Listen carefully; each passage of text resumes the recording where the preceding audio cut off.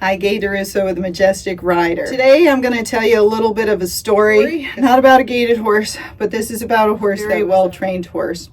And some people at the barn I was at bought this horse from down south and brought it up, and we're all very impressed with it. It was not spooky, it was well-trained, and these people were beginners, and it tolerated the beginners really well. What we watched is these people didn't have a trainer, and what they slowly did was go through a couple of trainers, not me, I never helped them, but it could have been. But they went through a couple of trainers and they kept switching around, and then they just didn't do any training. But they really didn't have any idea about horsemanship, about horses' behavior, and they didn't read horse language, and so they did everything wrong. They had multiple riders riding this horse. Nobody knew how to ride. They threw the saddle on hard. They yanked on that horse. They didn't keep it out of their space. And they did pretty much everything that you shouldn't do that many people do. Now, this horse was a very, very good horse. It was well trained, well taken care of. You could tell that from immediately seeing the horse, that the horse had no behavior problems, no issues. I want to tell you what happened. Because these people didn't know what they were doing, and they didn't seek enough help, and they switched around, they thought that they knew what they were doing, or maybe they didn't have time, or they didn't want to do what the trainer told them. So they went and just did it themselves. What me and my clients saw was them trying to round pen the horse and then making the horse crazy because they had too many people in there and they were just running it like a nut job. So they fired the horse up. They taught him to be a little bit afraid, and they taught him to come up with his energy instead of go down with his energy. In the arena, they yanked on him, threw the saddle on when they went to put the saddle on, all this stuff. So they made the horse start to be saddle sour, okay? He didn't want the saddle on his back. Why would he? They were slamming it down on his back.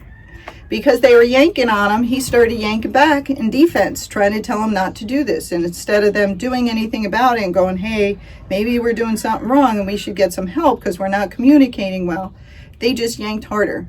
They had random people ride him, threw all their friends on him. In time, that horse finally did some bad stuff. And this took a long time. This was not like a month. This took, I would say, a year or two.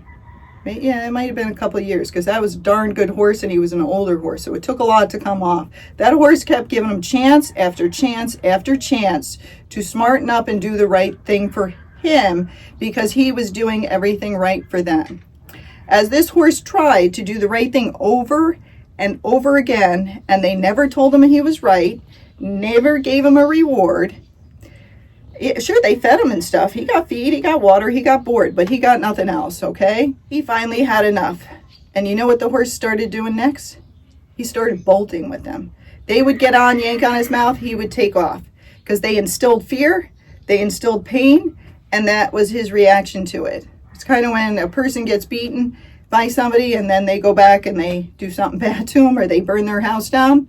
They've had enough. They can't take it anymore. They do something bad, okay? That's their reaction.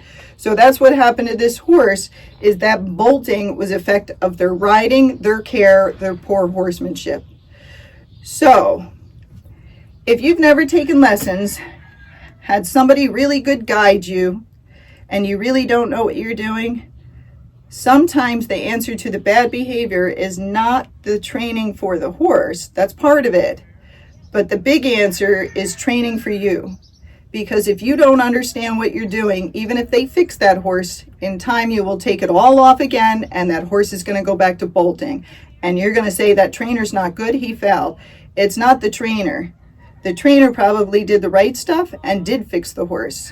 The only problem was he didn't fix you. He didn't make you realize that you were part of the problem. So if you have a horse with a behavior, you need to get someone to restart that horse and help that horse.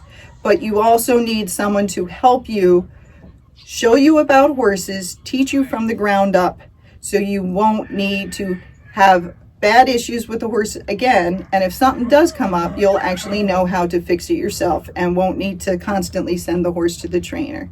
So just remember, when bad things happen, sometimes it happens for a reason, because you're not getting the idea of what's going on. And it has to be big enough and explosive enough that you actually seek help.